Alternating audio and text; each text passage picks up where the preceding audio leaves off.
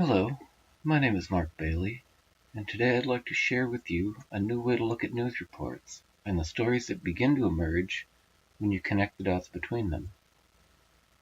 So, since 2014, I've been working for an organization called Peers. It's a 501c3 nonprofit founded by former State Department translator turned whistleblower Fred Burks.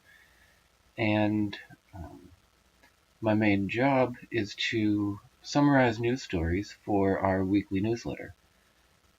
Now it's free to subscribe and it's great to check out.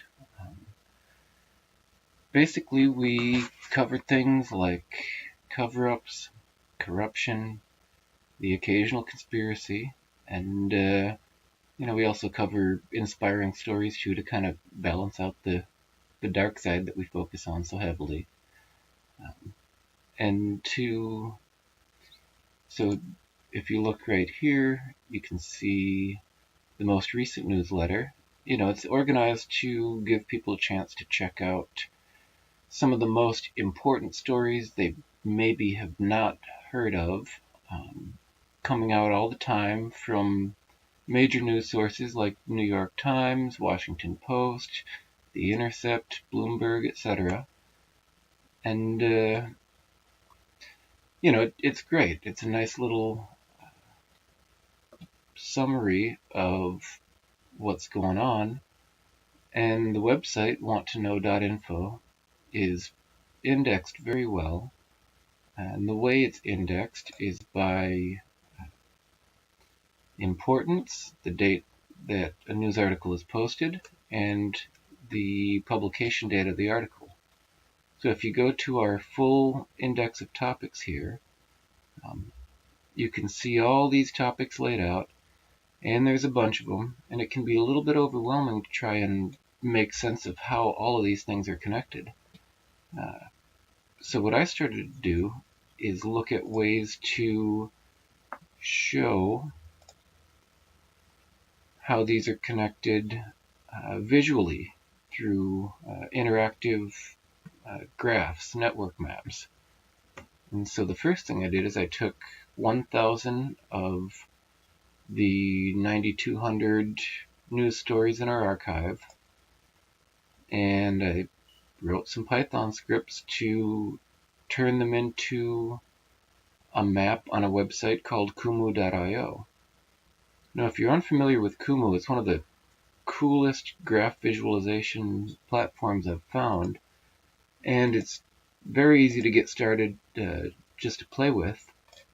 And so here you can see a little galaxy of 1,000 buried news stories. And this was just to kind of test out the concept and see how Kumu handled a map of this size. And I organized this map by topic and by news source. So if you check it out here, you can zoom in. Each one of these red squares is a news report. And if you hover over it, you can see all the things it's connected to. So there's a title and a quote that comes up when you just hover. And then if you click on it, you can see our news summary on the left here. And, the title, the original source URL, the publication date, the publisher, and a scaled rating. And so you can see some of these are orange instead of red, so those ones are inspirational. If you click on those, you can see some more inspiring stories. But one of the things that this allows that WantToKnow.info doesn't allow is looking through by publication. So here, if you highlight Sydney Morning Herald, and you go over here to this focus button, you can just push the button, and it'll pop out everything that Sydney Morning Herald has done that we've included in our archive. And so you can see Here's one on toxic chemicals linked to autism and ADHD. Here's one about the FBI. Here's one about bribes offered to scientists. And again, each of these, if you click on it and highlight it, you can go ahead and clear that focus, and it should pop right back out and show you where in the little news galaxy that is. And then if you want to see what else is connected to, there are two ways to do it. One is to look at the tags here. So each of these tags, if you hover over it, it'll just highlight other things that are, tagged corruption in science. And if you click on a tag, you can see all the corruption in science summaries that are included in this map. And if you really want to drill down and get a list of them, just go ahead and click focus while all those are highlighted, and it'll show you each of those. So now you can have a little galaxy of science corruption news stories, and you can begin looking through those however you'd like. Now this is fun, but the entire map is not necessarily that useful. It's more a proof of concept. I just wanted to test out Kumu's interface. I'll show you one now that is a little bit more. Well, let's just pull it up through here. I'll show you one now that I did more recently on economic system corruption that's a bit more advanced and illustrates a few more types of connections between these stories. So what I did to create this one is used something called natural language processing. And in this case, I just settled on a module called Spacey because they have good entity detection, they call it, where I basically went through the entire archive and looked at how what people and organizations were named in a story, and then I connected the dots between those. I also scaled.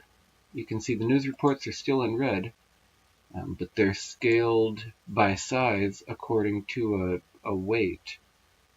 So the ones that are bigger are the most important according to our rating system. And then I additionally put this map on a timeline. You can see these blue squares here. Each one of these represents a year.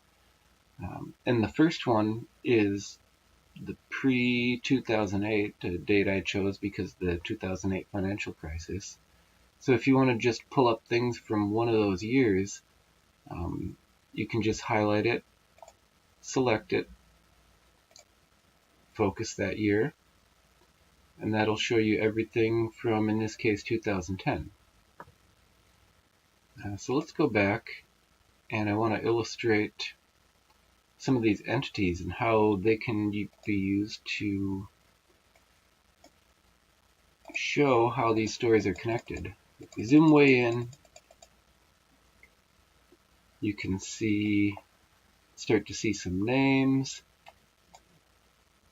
and there should be some organizations in here too, like Lehman Brothers. So since Lehman Brothers was instrumental in the financial crisis in 2008, let's go ahead and focus on Lehman Brothers and see all the stuff that was included in our archive from them.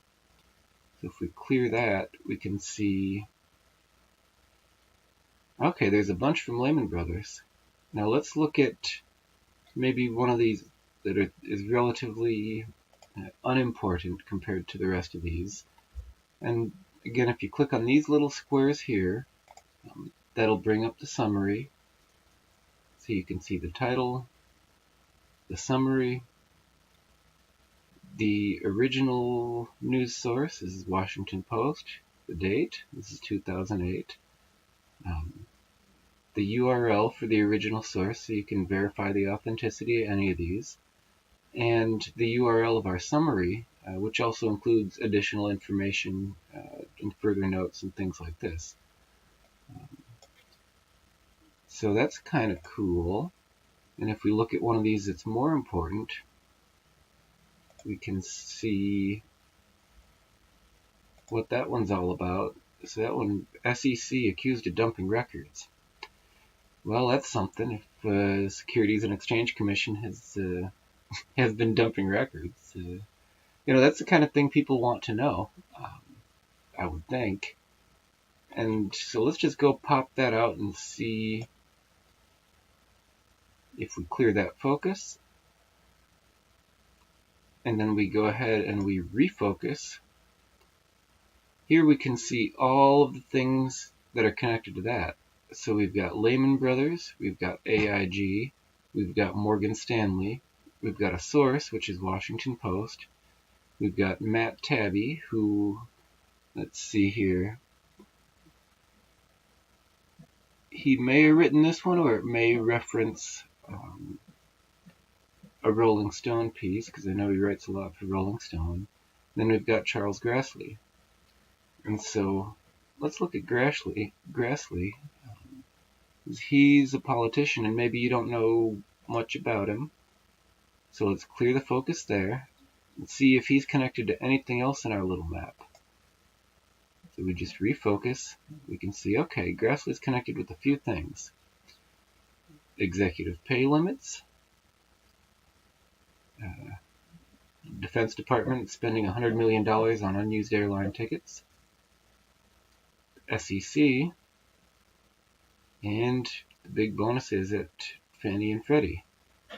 So let's look at this one, because that's something there.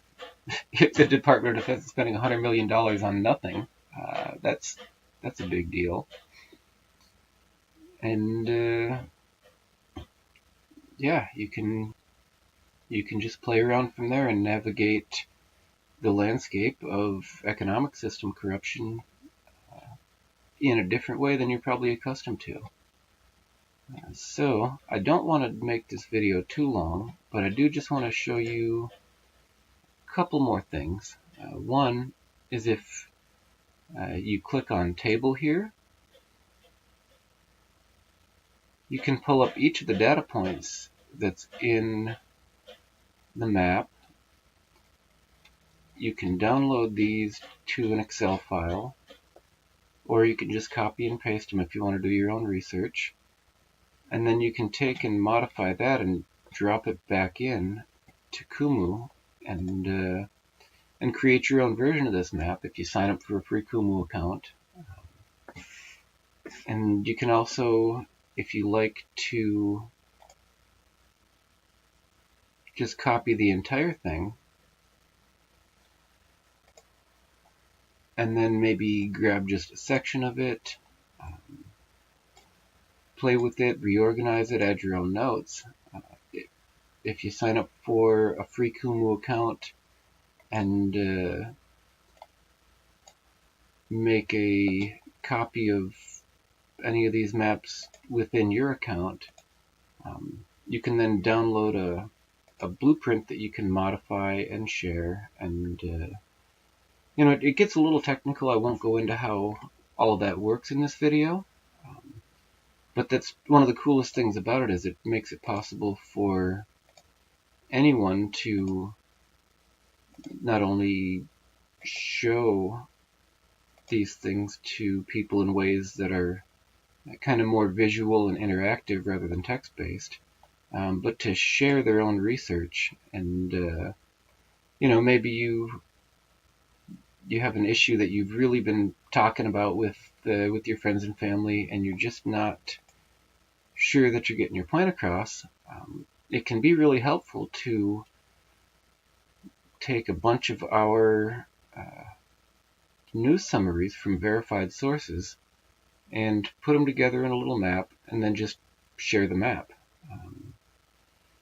I've found that oftentimes people who are not real responsive to text-based information can have more fun with these kind of interactive visualization things. So, again, my name is Mark Bailey.